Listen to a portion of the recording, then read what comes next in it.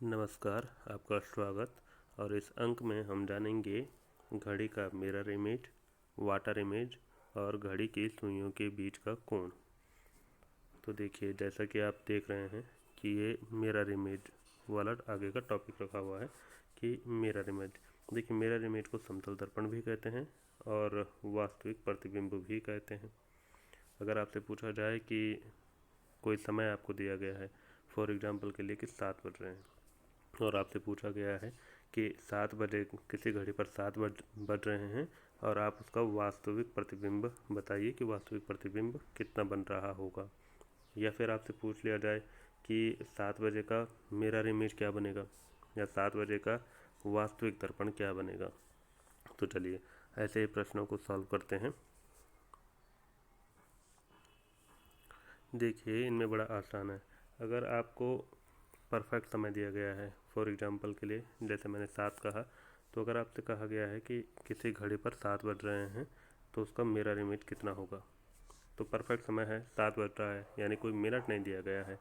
आपको 12 में से घटा देने हैं। 12 में से 7 अगर आप घटाएंगे, माइनस करेंगे तो 5 निकल आएगा और यही आपका आंसर है। ये तब की स्थिति है जब आपको मिनट नहीं दिए गए हैं, डायरेक्ट पूछा गया है कि 7 बजे का कितना बनेगा।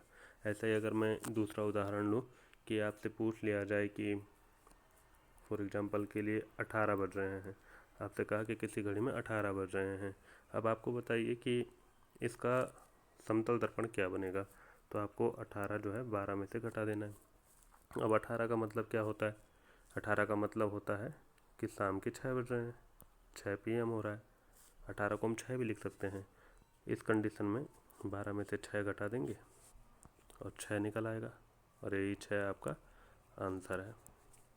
ठीक है, तो ये ऐसी स्थिति है जब आपको समय जो है परफेक्ट दिया गया है, कोई मिनट नहीं दिए गए हैं।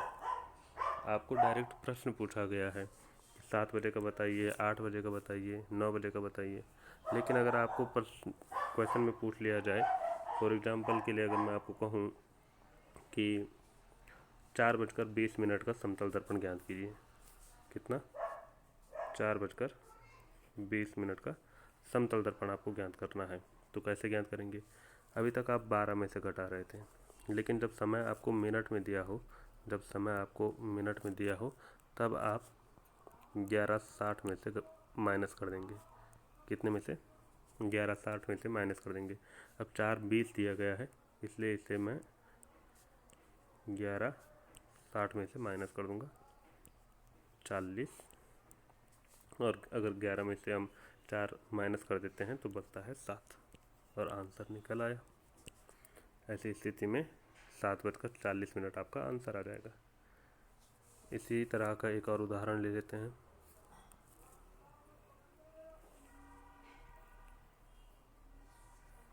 आपसे पूछा जाए कि फॉर एग्जांपल 10:40 हो रहा है, तो बताइए इसका समतल दर्पण क्या बनेगा या इसका मिरर इमेज क्या बनेगा। तो 11:60 में से घटाएंगे तो ये आपका निकल आएगा 1:20, यानी 1:20 आपका उस समय टाइम हो रहा है मिरर इमेज पर जो आपको दिख रहा है। ठीक है, अब ध्यान रखिए, ऐसी कंडीशन में आपको एक और बात याद रखनी है कि अगर कभी भी आपका माइनस करने पर या किसी और कंडीशन में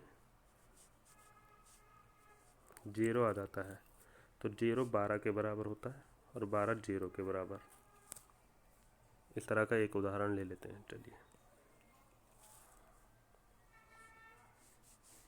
फॉर एग्जांपल मैं आपसे पूछूं कि 12:30 घड़ी पर हो रहे हैं, तो इसका मुझे बताइए कि इसका मिरर इमेज क्या बनने वाला है। तो मैंने कहा कि जब मिनट में समय हो तब हम 11:60 से माइनस कर देते हैं, तो इसे भी 11:60 से माइनस कर देंगे। अब आप यहाँ पर देख रहे हैं कि 11 तो छोटा हो गया, 12 बड़ा है, घटाएंगे कैसे? तो इसीलिए मैं कह रहा हूँ कि 12 को यहाँ पर जो है हम 0 मान लेंगे। कितना? 0। अब 60 में से 30 जाते हैं तो 30 बचेगा और 11 नीचे उतर आएगा और उत्तर आपका आ गया 11:30। ठीक है, तो ये आपने मिरर इमेज देखा। अब बात करें हम वाटर इमेज की, तो चलिए वाटर इमेज को भी देख लेते हैं। वाटर इमेज को क्षैतिज दर्पण भी कहते हैं, काल्पनिक प्रतिबिंब भी कहते हैं, या कभी कभी आपसे पूछ लिया जाता है कि घड़ी को दर्पण के सामने उल्टा रखने पर प्रतिबिंब क्या प्राप्त होगा या क्या प्रतिबिंब बनेगा। तो अगर ये सभी जो मैं बता रहा हूँ ये सभी एक ही नाम है, ये जो भी मैं आपको बता रहा हूँ ये सब एक ही नाम है, यानी फाइंड आपको एक ही करना है और वो है वाटर इमेज। ठीक है, क्या ज्ञात करना है? वाटर इमेज ज्ञात करना है। चलिए इसके भी कुछ उदाहरण ले लेते हैं। इसका अगर मैं एग्जांपल लूँ तो मैंने लिया कि 5 बज रहा है, तो बताइए वाटर इमेज क्या बनेगा। और दूसरा मैं उदाहरण आपके लिए ले रहा हूँ कि फॉर एग्जांपल 2:40 हो रहा है, तो बताइए। अब यहाँ पर क्या होता है कि जब भी आपको समय जो है 30 मिनट से कम दिया गया हो, यहाँ देखिए 5 बज रहा है इस वाली कंडीशन में, यानी जो मिनट का टाइम है वह 30 से कम है, और यहाँ पर आप देख रहे हैं ये 30 से अधिक है। तो यहाँ पर दो तरीके आपके काम करेंगे जो वाटर इमेज फाइंड करने के हैं, और वो क्या है, जब भी आपको मिनट 30 से कम दिया गया हो तो उस स्थिति में आप 18:30 से माइनस कर देंगे, और जब भी आपको 30 से अधिक का समय दिया गया हो तब आप 17:90 से माइनस करेंगे, बस, और आपके आंसर निकल आएंगे। अब जैसा कि मैं आपसे पूछ ही रहा था कि एग्जाम्पल के लिए 5 बज रहे हैं, तो बताइए 5 बज रहे हैं तो वाटर इमेज क्या बनेगा, 30 निकल आएगा नीचे, और 18 में से 5 गए तो कितने, 13।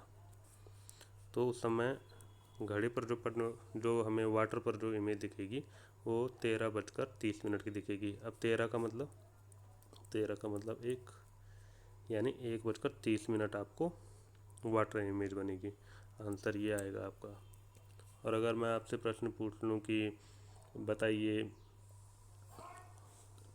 इसका जो उदाहरण अगर मैं सोचूं तो मान लीजिए 2:50 हो रहे हैं, ठीक है, 50 मिनट 30 से ज़्यादा है, तो अब 17:90 से इसे माइनस कर देंगे, तो यहाँ पर 90 में से 50 जाएंगे तो 40 बच जाएंगे, और 17 में से 2 गए तो 15, ठीक है, कितना, 15, और 15 कितना होता है, 15 होता है 3, तो आंसर आपका निकल आएगा 15:40 या फिर 3:40। अब वाटर इमेज वाली जो क्वेश्चन होते हैं उनमें एक और बात आपको ध्यान रखनी है कि आपका जो आंसर निकल आया है, फॉर एग्जांपल के लिए मान लीजिए 4 बजे का वाटर इमेज बताइए, तो 4 मिनट 30 से कम है, तो मैं इसे 18:30 से माइनस कर दूंगा, 30 निकल आया, और 18 में से 4 जाते हैं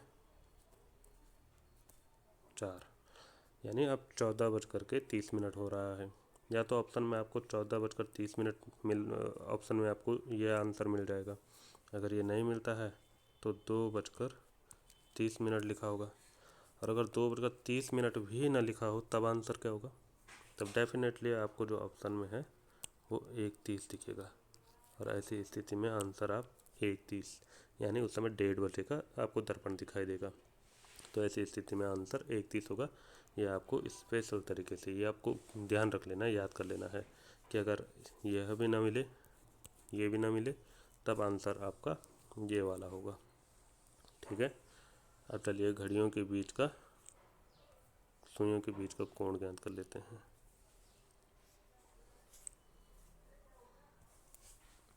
देखिए इसके लिए आपको एक फार्मूला याद रखना होगा, वो यहाँ लिखा हुआ है, इसमें आपको याद रख लेना है कि 30 गुणा गए और जो घंटे का समय दिया गया है वो, और जो चिन्ह लगाया गया है, इसका मतलब है कि जो बड़ा होगा उसमें से छोटे को घटाया जाएगा। 11/2 और गुणा गए जो मिनट का समय आपको दिया गया है, और आपका घड़ी की दोनों सुइयों के बीच का जो कोण होता है वो ज्ञात हो जाएगा, अब चाहे वो अंदर का हो या बाहर का। ठीक है, तो उदाहरण इसके भी ले लेते हैं। मान लीजिए आपको प्रश्न में पूछा गया है कि किसी घड़ी पर 1:12 हो रहे हैं, तो आप बताइए कि घड़ी की घंटे की सुई और मिनट की सुई के बीच का कोण क्या होगा। ठीक है, तो जैसे कि मैंने कहा आपको फार्मूले पर वैल्यू रख देना है। 1:12 की बात हुई है, यानी 30 गुणा गए घंटे का समय लेंगे 1, ये ले लेंगे 11/2 और मिनट का समय दिया गया है 12। 2 से 12 कटेगा 6 बार, और ऐसी स्थिति में आपका आ जाएगा 30 और 6 की गुना 11 में मल्टीप्लाई करेंगे 66, और इसका मतलब मैंने क्या बताया कि जो बड़ा होगा उसमें से छोटे को घटा देंगे, फिर आपका आ जाएगा 66 माइनस 36। ओके, तो 36 डिग्री का एंगल बनेगा। एक और उदाहरण ले लेते हैं।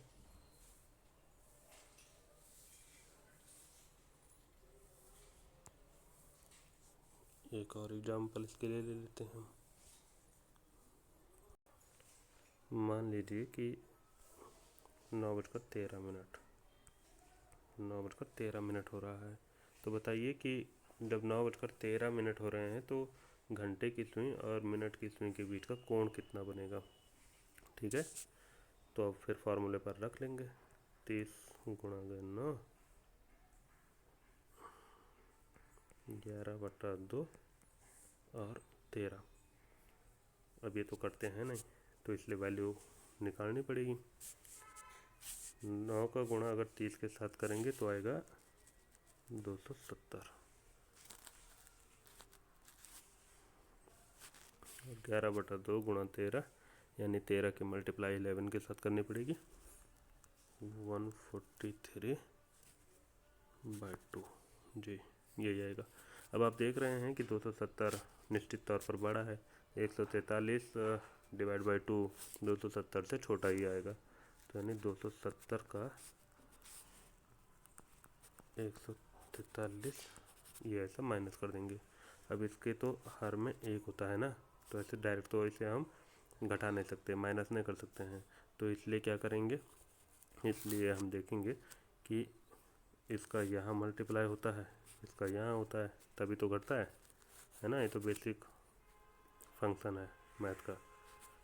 तो इसका मल्टीप्लाई अगर 2 का मल्टीप्लाई अगर मैं 27 के साथ करूँ तो मेरा आंसर निकल आता है इसका 540।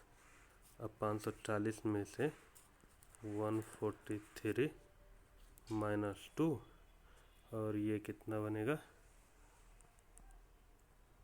397/2, यानी 397। ठीक है, तो मेरा आया 397/2, यानी 198.5 डिग्री आंसर। ठीक है, देखिए ये तो निकल आया है एक आंसर। अगर ऑप्शन में 198.5 नहीं मिलता है आपको, तो 360 माइनस 198.5 माइनस कर देंगे, और फिर ये आपका आ जाएगा 161.5 डिग्री। ठीक है, तो इस प्रकार ये आपका हो गया घड़ियों के बीच का सुई, घड़ी के सुइयों के बीच का कोण। ठीक है। तो इस अंक में हमने जाना कि वाटर इमेज कैसे बनती है, मिरर इमेज कैसे बनती है, और घड़ी की सुइयों के बीच का जो कोण होता है उसे कैसे ज्ञात किया जाता है। रीजनिंग के अन्य टॉपिक्स को ऐसे ही देखने के लिए आप सब्सक्राइब कर सकते हैं MCQ चैनल। धन्यवाद।